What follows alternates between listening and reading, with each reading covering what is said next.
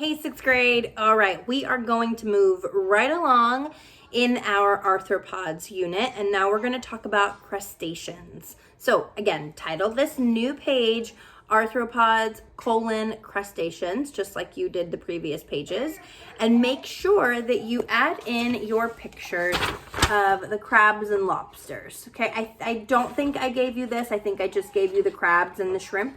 I don't think I gave you the lobster, but that's fine. We're going to talk about the lobster anyway. Okay? So pictures of crabs and the shrimp at the end, and then title your page Crustaceans, spelled Crustaceans.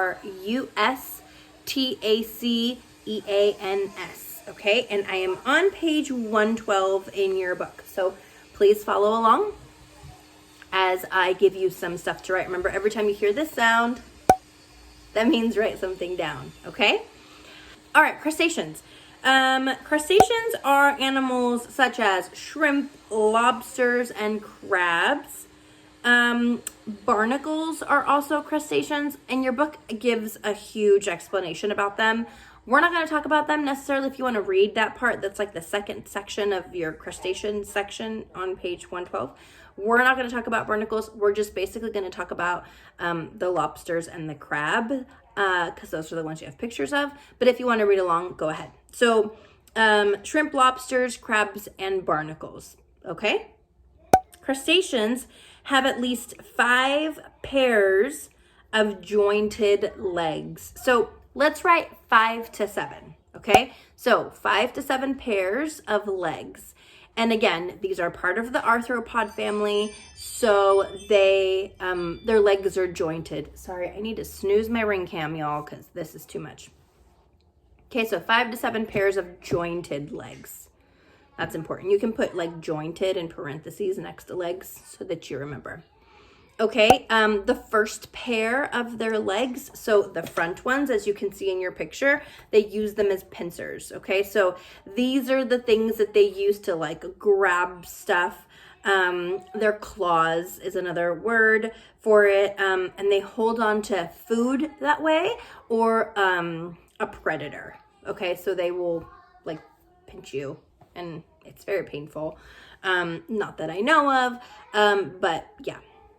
Okay, so their first pair is often used as pincers, and that's mostly in crabs. I feel like lobsters also have them, but crabs for sure. Okay, these guys, they breathe through gills, and most have some sort of claw. We don't need to write the some sort of claw thing. Let's just write they breathe through gills. These are marine animals, and so they need to be able to breathe underwater. So they have gills for that. In terms of the blue crab, we're talking about what it looks like, and that's the picture that's in your book. And it has 5 pairs of legs. Remember, they usually have 5 to 7, but this one has 5. So the 3 middle pairs are used for walking. The back pair is used for swimming. The back pair is usually like flatter. They're not as pointy, and so they kind of use them as like little paddlers like this. And then the front pair has the claws. Okay. And then another important thing about these guys, about crustaceans in general, is that their bodies are covered in a shell. Okay, that's important. It's part of their exoskeleton. Again, if you've ever eaten crab, you know that you have to break the shell to get to all the meat inside.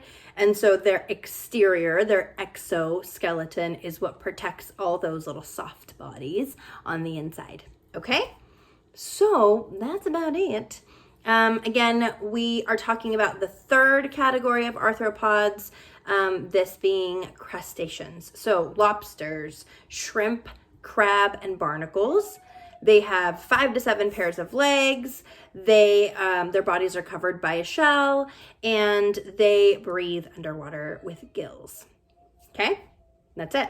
So we're done. We're done with crustaceans, you guys. So you're welcome. We're going to move on to insects. Okay, bye.